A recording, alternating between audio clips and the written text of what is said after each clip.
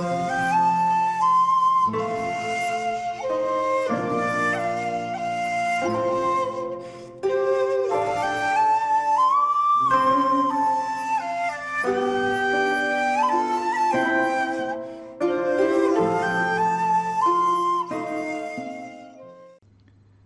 there, this is Solitary Ronin from Solitary Ronin Films, and welcome to another episode of In the Frame.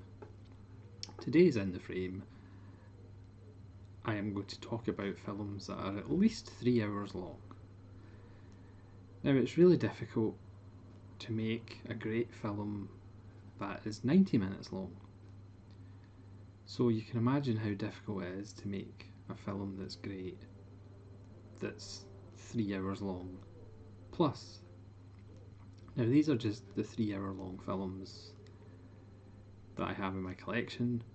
Obviously, there's lots more films I could talk about. There's plenty of long films that I haven't seen. You can let me know in the comments what your favourite 3 hour plus film is and why. So I'm not going to go into too much detail on them, but there are different kinds of 3 hour films, or 3 hours plus. There's the films where the director has just got too much power or has such a reputation that they can pretty much make films at any length they like, which sometimes can be a bad thing. And then there's filmmakers that the story is just too good or just takes too long, the subject matter, to do a 2 hour film or an hour and a half film. So there's different kinds of 3 hour films, 3 hour plus. What goes into making a long film? Some long films don't feel long, and other long films feel very long, and we'll have some examples of these as we go. The first three are ones that I don't actually have to hand. So we have Bertolucci's 1900, starring Gerard Depardieu and Robert De Niro. I haven't seen 1900 for a while. I'm probably going to have to re-watch it, but I remember it being good, but again I'll have to re-watch it. The next two are two Bergman films, Fanny and Alexander and Scenes from a Marriage, both in the big box behind me. Both have television versions which are longer and cinematic versions which are a little shorter. Fanny Alexander's his late career colour film that people kind of look at as almost the greatest hits of Bergman, which is a wonderful film. Scenes from a Marriage, which I'm sure Nazar and Prod and myself will get to at some point on our sister channel as we go through the Bergman box. Again, I think I've only seen that once, so I need to watch it again anyway. Which is a tough watch, but a rewarding one eventually. So I'll go through the ones that I have. Some of these are in my backlog, so I haven't actually watched them yet.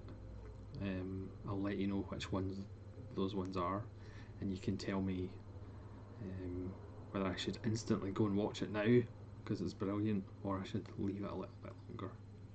So let's just start. Some of them are TV movies that were split over 2 parts, but which might be slightly cheating, but they count.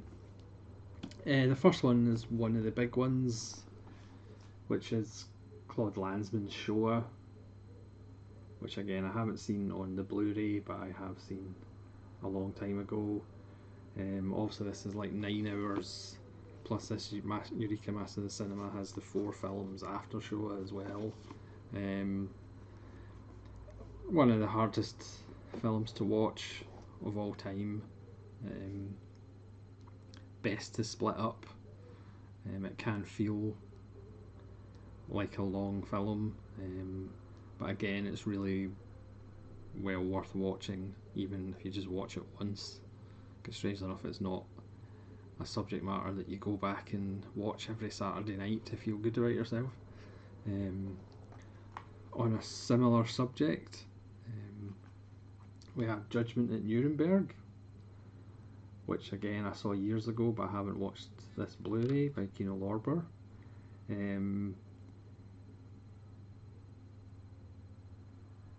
This one is a snip, only 186 minutes, so it's only 6 minutes over the limit, by Stanley Kramer. I'll be rewatching that at some point. Next we have War and Peace by Sergei Bondarchuk. Again, I haven't watched this one yet. This is a cool 422 minutes. But I will be watching this at some point and doing a review because it does look beautiful. But again, it's probably more that thought of the 422 minutes. There's a couple of Fritz Langs that I seem to have forgotten. Dr. Mabuse the Gambler, which is wonderful, and Die Nibelungen, which are both over the 3-hour mark. I still haven't watched the Nibelungen. I know it's ridiculous.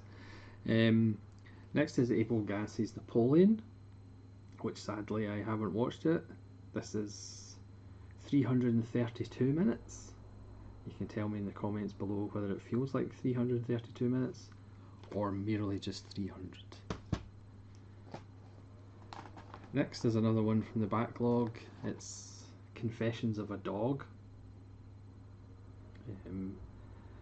by Jen Takahashi. Again, this is 195 minutes. A Yakuza gangster film, which I will have to watch at some point. We'll get around to it. Next is Inland Empire, David Lynch. Again, this is 180 minutes on the dot. It's a film I really need to re-watch. But again, when you're going to watch a David Lynch film, Inland Empire isn't necessarily the one you immediately reach for. This is the film that he did on digital, because he found that just so freeing, the fact that he didn't have to, he could pretty much just shoot what he wanted, and sometimes it kind of looks as though he has just shot what he wanted to shoot. But again, I'm going to have to revisit it. It's not one that I've seen that often. Next is Kurosawa's Kagemusha, which is coming out in Region B Blu-ray on Criterion quite recently. This is the Region A. This is again 180 minutes on the dot. Up to a few years ago, we only had the international cut, which was about 160 odd minutes, but we've got the full 180 minutes. Again, not as great as Ran, but still well worth your time. About when a warlord dies, they get somebody to impersonate him. Next is A Touch of Zen by King Hu. Again, just about the 3-hour mark. Again, for me, I know I'm in the minority, but for me, quite a lot of King Hu films could do with being a little shorter. But again, that's just my own personal thoughts. Next is a couple of Angelopoulos films. Alexander the Great from 1988, and The Travelling Players from 1975. Travelling Players is 222 minutes, and Alexander the Great is 199 minutes. I still haven't watched these. I recently had a conversation with Daisuke Beppu. Go check out his channel if you haven't already. And he said that I should really try and watch The Travelling Players by Angelopoulos. So I ended up buying the 3 Artificial Eye Angelopoulos collections, which I may be doing a series on, and that's 2 of his longest films. Next is Kwai Dan by Kobayashi, and this is an example of a 3-hour film. It's 183 minutes that does not feel like a 3-hour film. Again, this Masters of Cinema release is wonderful. I just pretty much put it on just to see what the print was like, and of course I ended up watching the whole film. It's an anthology of ghost stories. It's one of the most beautiful colour films of all time, and it's definitely an example of a 3-hour film that just flies by. Then we have the Saragossa manuscript, which sadly I still haven't watched. This one is 183 minutes, but there's comments on it by Louis Buñuel and David Lynch, so I really should check that out rather soon. Next is Visconti's Leopard, another film that I have seen, but it's been so long that I really need to watch it again. This is the BFI release. This is 185 minutes. Next I have Peter Jackson's King Kong, which I have watched, but again I really want to watch it again on the big screen. Then you have one I'll probably get criticised for not watching yet, but it's Edward Yang's Brighter Summer Day. Yes, I haven't watched Yi Yi yet either, which I still need to pick up. I know it sounds ridiculous. This one's 236 minutes, but apparently everybody loves it, so obviously I'm immediately suspicious, but I'll have to check that out at some point. Next is Michael Cimino's Deer Hunter, a snip at 184 minutes. This one probably could be a little bit tighter. Obviously we'll talk about Michael Cimino in a bit, but it does have wonderful Christopher Walken, and you always need more Christopher Walken rather than less. This one's a slight cheat, but it's Salem's Lot, again a TV movie over 2 parts, but it is 3 hours, so it counts. James Mason having a lovely time as the guardian of a vampire. I mean, James Mason's having an absolute blast. Next is another release of the show of the Four Sisters, which is 237 minutes in total. Yes, you could argue I'm cheating slightly because it's kind of 4 parts to it, but I'm counting it anyway because I do tend to cheat in these videos, so I might as well continue. Next is Kubrick's Barry Lyndon. I don't actually have it on an individual release, I've just got it in this Blu-ray box set. I'm not as high on Barry Lyndon as many viewers of this channel are. It's still an excellent film. It's still one of the most ravishingly beautiful films of all time. But for me it's a 4-star film and not a 5-star film, but that's just my opinion. My opinion is not fact. But again, the leisurely pace, once you immerse yourself in it, it doesn't actually feel like a long film. It just kind of flows beautifully like a living painting. Next is Betty Blue. The director's cut is 185 minutes. Yeah, I remember actually seeing this in the cinema, the director's cut. That was a while ago. Next is Kurosawa's Red Beard, the last collaboration with the great Toshiro Mifune. Again, 1965, 185 minutes. Again, doesn't feel like 185 minutes. Another wonderful Kurosawa film. Next is a perfect example of a 3-hour plus film that should have been shorter. This is low-hanging fruit, obviously, but it's Tarantino's The Hateful Eight, which is a whopping 188 minutes. No, it's not, in actual fact. I think this is actually under the 3-hour mark. What a sham. But I think I've included this because it feels like about 5 hours. Again, it's an easy target, but Tarantino's films do feel a lot longer than they actually are. Again, there's a really good 90-minute film in here. Yeah, I don't think it was actually 3 hours. It's 13 minutes off 3 hours, but I've just put it in for the example of a film that feels like over 3 hours even though it's not. Next is Les Enfants de Paradis. which again for me at 190 minutes is a little bit too long, but it's a sumptuous, wonderful film. But again, I think it's a little overrated, but again, that's just subjective. Next, again, slightly cheating because it's a TV movie, but it's It. The original and best, even though it's still not very good, but Tim Curry's wonderful in it. This two-parter is 187 minutes. I mean, look at those faces in the back, that tells you how terrifying it is. Next, it's another King Who. This is The Legend of the Mountain. This is 191 minutes. And again, for me, it's a little over long, but again, I know I'm in the minority. It's still a wonderful film, but again, just for me, it's a little bit over long.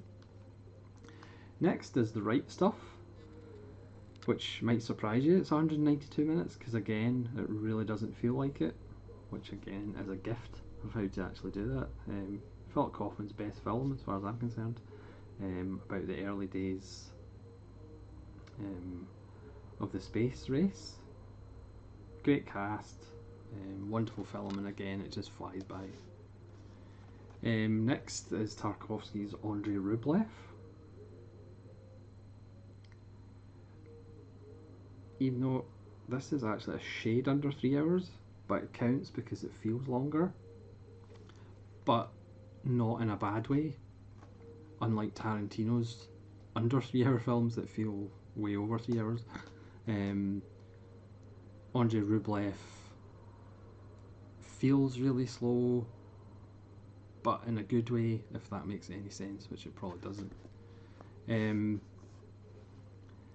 For years, I had the answer in my head of what is the best 3 hour plus film,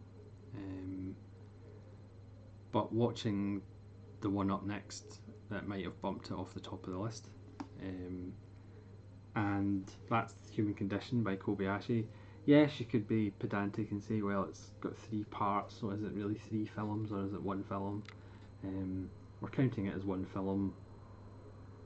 It was funny, I was watching videos on YouTube, which is never a good idea, of the top 100 films ever made and all that, and The Human Condition wasn't on any of the lists, which just seems kind of bizarre to me.